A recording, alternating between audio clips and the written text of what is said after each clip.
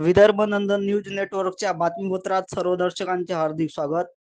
कन्हा नदी काठावर महसूल चोरीचा साठा, दिवसा ढवळ्या लाखोंचा महसूल बुडविला। हात कुणाचे? नदी तटाला पोरखण करून दरीचे रस्ते तयार करण्यात आलेले आहे। नदी तट पोरखण्याची परवानगी कोणी दिली?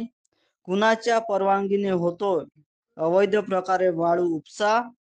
मौदा महसूल विभाग करतोय तरी काय?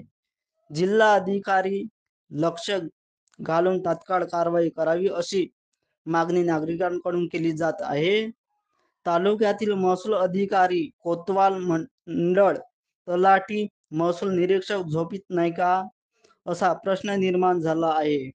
कन्हा नदीच्या राहाडी काठावर रेती साठा महसूल चोरांच्या उलट्या बोंबा घरकुलाची रेती पळवत आहे। मौदा तहसील अंतर्गत येत असलेल्या बाबदेव तलाठी साजा मध्ये कुणाच्या परवानगीने होतो रेतीची उचल? यावर कोतवाल तलाठी मंडळ आराय व महसूल तहसीलदार यांचे त्यांच्या क्षेत्रावर लक्ष नसल्यामुळे व पोलीस खात्यांचे तिकडे लक्ष देण्याचे कामच नसल्यामुळे महसूल चोरांना मोकळे रान मिळाले आहे। पात्रामध्ये मुबलक रेती साठा नसताना सुद्धा नदीच्या कुशीवर वार केला जात आहे। शेतकऱ्यांना पाण्याची समस्या भेडसावणार आहे। याकडे ग्रामपंचायत प्रशासनाने पाठ फिरवली आहे। कोणाचे काय जाते कळतच नाही, पण महसूल साठा चोरीतून लाभ कुणाला मिळते याचा तपास नागरिक करीत आहे। सगळे आपापल्या क्षेत्रात कार्यरत असून सगळ्याचे खिसे भरत आहे असा प्रकार दिसून येत आहे। भाऊ, आपलं नाव प्रज्ञावान चव्हाण। आणि आपण राहता कुठं? राहाडी। राहाडीला। आणि हा स्टॉक आपला जो आहे याच्यापासून तुम्हाला काय आहे तकलीफ आहे? कसा भाव तकलीफ कशाची?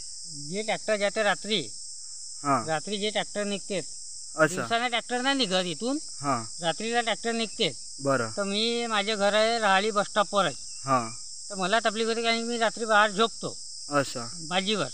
तर ट्रॅक्टर ट्रक दोन्ही दोन्ही म्हणजे ट्रकही चालतात आणि ट्रकही ट्रॅक्टरही चालते, चालतात, ट्रॅक्टरही चालते। म्हणजे रातच्या रात्री इथं पाडतात आणि इथून ट्रक इथून भरून आता कसे करतात ते नाही मालूम, पण येथून माल जेव्हा निघते तेव्हा मी रात्री बाहेर झोपतो भाजीवर।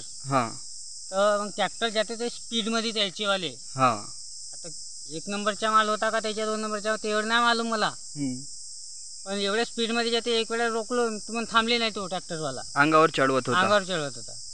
आपण पाहत होते विदर्भ नंदन न्यूज। आपल्याकडील घटना उपक्रम असल्यास आमच्या प्रतिनिधीस कळवा, आपण ते आपल्या चॅनलच्या माध्यमातून प्रसारित करण्याचा प्रयत्न करू। बातमी आवडल्यास लाईक करा, शेअर करा, सबस्क्राईब करा। धन्यवाद।